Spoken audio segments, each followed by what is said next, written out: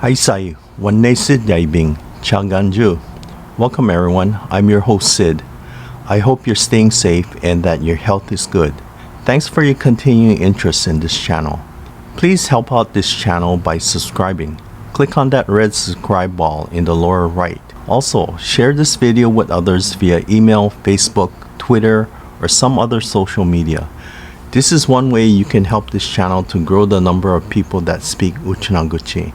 The background today is Chura Umi Aquarium. It is one of the largest and best aquariums in the world. It is located on the Motobu Peninsula and part of the Ocean Expo Park. View video 36 to see where Motobu is located on the island of Okinawa. The picture is the main tank known as Kuroshio Sea. It is so large that it holds a whale shark which measures 12 meters in length. There are dolphin shows and many exhibits where you can see 740 different species of water life and 26,000 living creatures. Chura Umi Aquarium is about 2 hours from Naha, so it is best to get there in the morning. If you want a selfie with a whale shark, this is the place to go.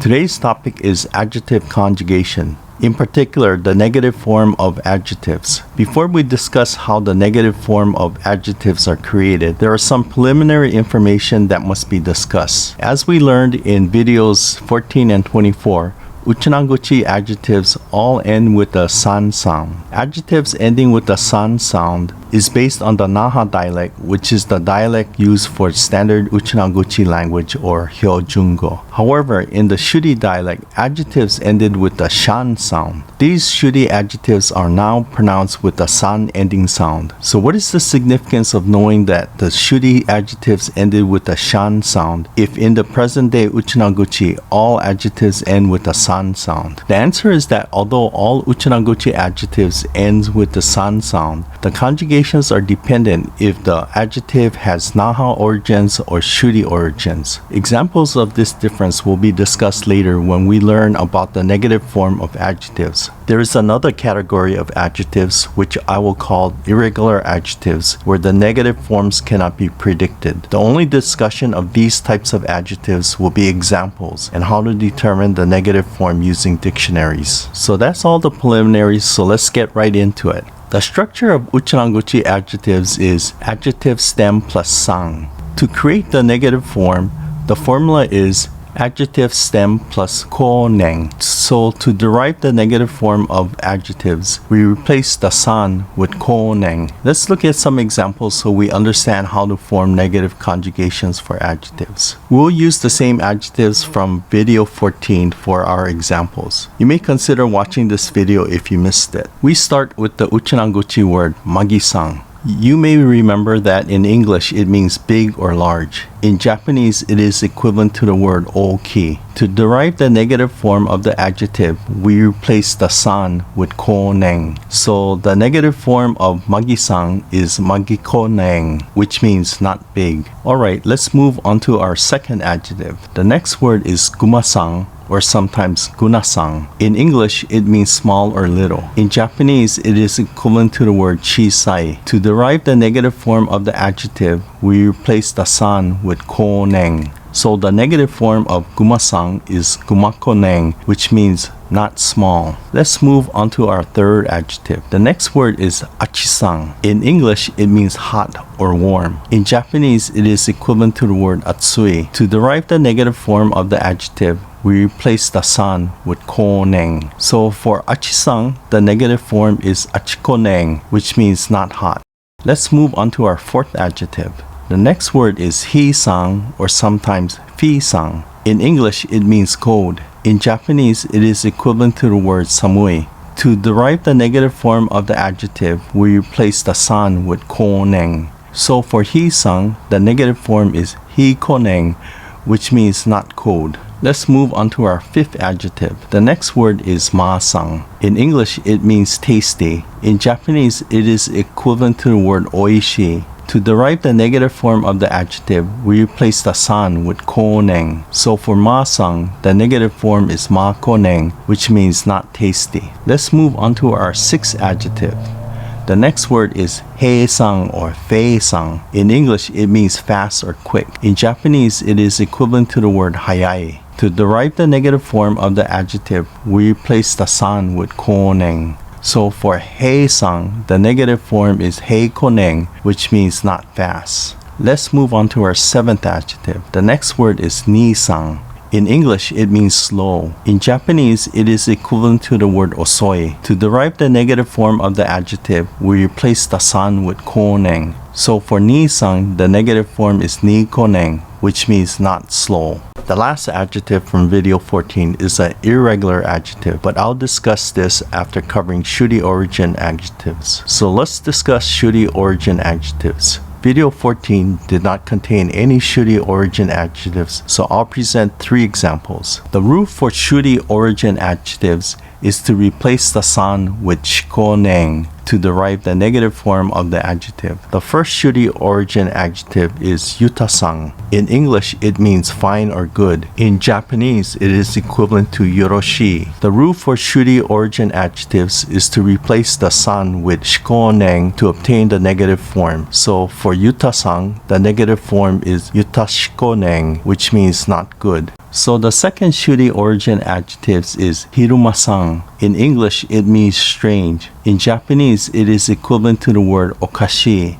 The rule for Shuri origin adjectives is to replace the san with shikoneng to obtain the negative form. So for hirumasan, the negative form is hirumashikoneng, which means not strange. The third Shuri origin adjective is Uturusan. In English, it means scary. In Japanese, it is equivalent to the word kawaii. The rule for Shuri origin adjectives is to replace the san with shikoneng to obtain the negative form. So for Uturusan, the negative form is uturushikoneng, which means not scary. So many people are wondering, how do you know if an adjective is a regular adjective or Shuri origin adjective? The most common way is to learn by listening to native speakers. The next method is to use a resource like the Okinawan English Wordbook by Dr. Sakihara. In the Okinawan English Wordbook, the root form of an adjective is written adjective stem plus san if it is a standard adjective, or adjective stem plus shan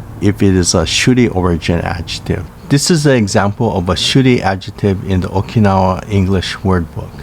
Next, let's finally discuss irregular adjectives. Irregular adjectives have no set formula to derive the negative form. Again, if you have the Okinawan English Wordbook, it will identify an irregular adjective. The wordbook entry for an irregular adjective will be adjective root form, adjective, adverbial form. Rather than explaining this entry, I will show you 3 examples. The first irregular adjective is yaasan. This is the last remaining adjective in our list from video 14. In English, it means hungry. In Japanese, it is equivalent to the word himoji. In the Okinawan English Wordbook, the entry for yaasan is yaasan, adjective, shiku. To obtain the negative form from this information, you would change shiku to shikoneng. So for yaasan, the negative form is yashikoneng, which means not hungry. In our second example is the word wassan. In English, it means bad. In Japanese, it is equivalent to the word warui. In the Okinawan English Wordbook, the entry for wassan is wassan followed by adjective ruku. To get the negative form, change the ku to koneng. So for wassan, the negative form is warukoneng. Our third example is hissan.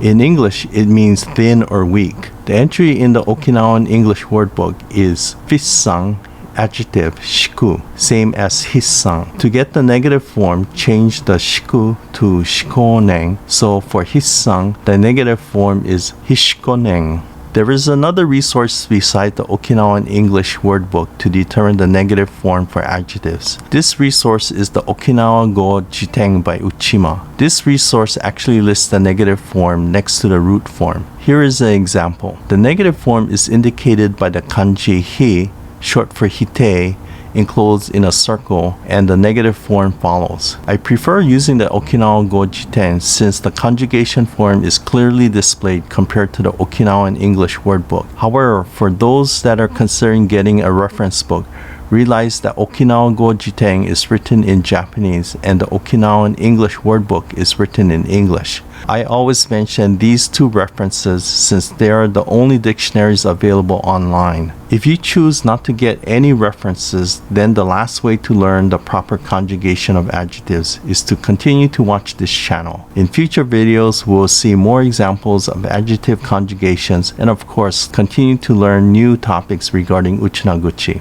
If you found this video interesting, please share this video via email, Facebook, Twitter, or some other social media with your family and friends. Also, like if you enjoyed this video.